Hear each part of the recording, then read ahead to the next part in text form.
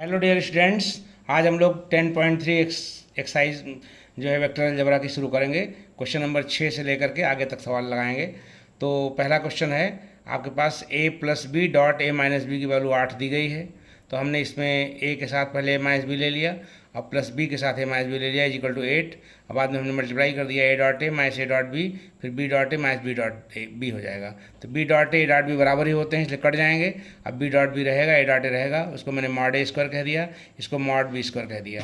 अब इसमें ये दिया हुआ है कि a की वैल्यू 8 दिया हुआ है, इसलिए हमने यहाँ लिख दिया 8b का होल स्क्वायर माइनस b का स्क्वायर इज इक्वल टू 8। तो 64 हो जाएगा, ये b स्क्वायर हो जाएगा, घटा देंगे तो 63 mod b square is equal to 8। तो मॉड b स्क्वायर की वैल्यू हो जाएगी 8/63।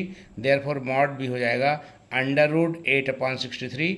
8 का स्क्वायर रूट 2√2 होगा, 63 का हो जाएगा 3√7। यही आपका आंसर हो जाएगा। तो इसलिए a की वैल्यू निकालेंगे, 8 मॉड b कर देंगे तो 8 इंटू 2√2/3√7 यानी 16√2/3√7 हो जाएगा। a और b के दोनों मान आ गए। क्वेश्चन नंबर 7 देखिए, 3a minus 5b 2a plus 7b है।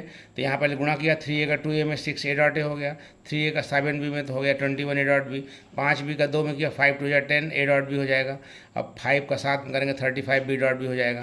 तो 21 डॉट a b और 10 डॉट a b घटा देंगे तो 11 डॉट a डॉट b हो जाएगा। ये हो जाएगा 6 mod a square minus 35 mod b square, यही आपका आंसर हो जाएगा। अगला क्वेश्चन है कि mod a equal to mod b दिया हुआ है, थीटा का मान 60 दिया हुआ है और ए डॉट बी की वैल्यू हाफ दी गई है। तो फार्मूला होता है cos theta equal to a dot b बटे मॉड ए मॉड बी। तो cos 60 इक्वल टू हाफ लिख दिया ए डॉट बी के स्थान पे, अपॉन मॉड ए कर दिया, चूँकि दोनों इक्वल हैं यानी या cos 60 की वैल्यू भी हाफ होती है, तो half is equal to half upon mod A square हो जाएगा। तो मॉड ए स्क्वायर इधर कर देंगे और हाफ अपॉन हाफ इधर आ जाएगा, तो कट के 1 हो जाएगा। तो मॉड ए की वैल्यू 1, तो मॉड बी की वैल्यू भी 1 हो जाएगी। Question number 9, x minus a plus dot x plus a बराबर 12 दिया हुआ है। तो mod x square minus mod A square equal to 12 हो जाएगा। मॉड ए की वैल्यू 1 दी गई है, तो इसलिए mod x square minus 1 square equal to 12, mod x square equal to हो जाएगा 13। तो मॉड एक्स की वैल्यू √13 हो जाएगी। क्वेश्चन नंबर 9 भी पूरा हो जाता है। अगला क्वेश्चन नंबर 10, ए की वैल्यू दी गई है, बी की वैल्यू दी गई है, सी की वैल्यू दी गई है। तो हमने ए प्लस लैम्डा भी निकाल लिया। ए प्लस लैम्डा भी पहले ए का मान रखा, फिर लैम्डा करके बी का मान रखा। फिर बाद में देखिए 2 आई है, यहाँ माइनस लैम्डा आई है, तो आई कॉमन ले लेंगे तो 2 माइनस लैम्डा बचेगा।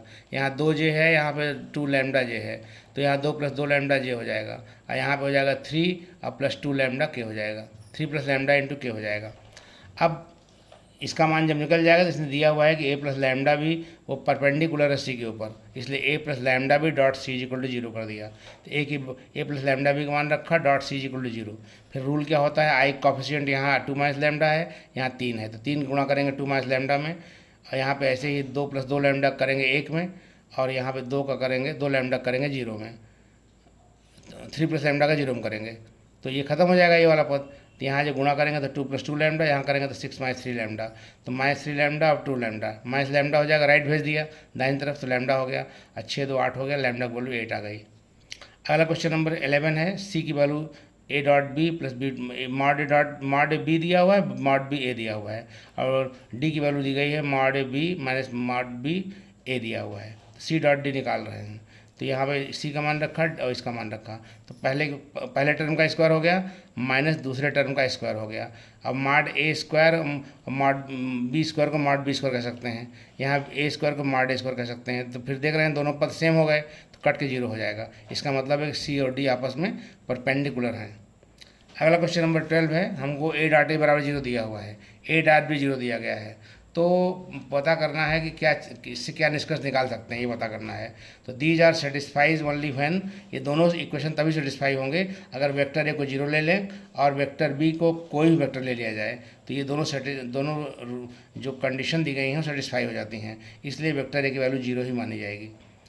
अगला सवाल है, we have is equal mod a mod b mod c 1 दिया हुआ है और a plus b plus c 0 दिया गया है। हमने दोनों तरफ स्क्वायर कर दिया, तो mod A square plus mod B square plus mod C square plus 2 A dot B plus B dot C plus C dot A 0 हो गया।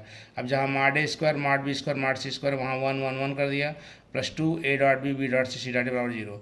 बाद में ये 1 1 1 3 हो जाएगा, उधर जाएगा तो माइनस 3 हो जाएगा, और 2 इधर वाला है अपान में आ जाएगा, तो a dot B plus B dot C plus C dot a की वैल्यू -3/2 हो जाती है। अतः क्वेश्चन नंबर 13 में खत्म हो जाता है।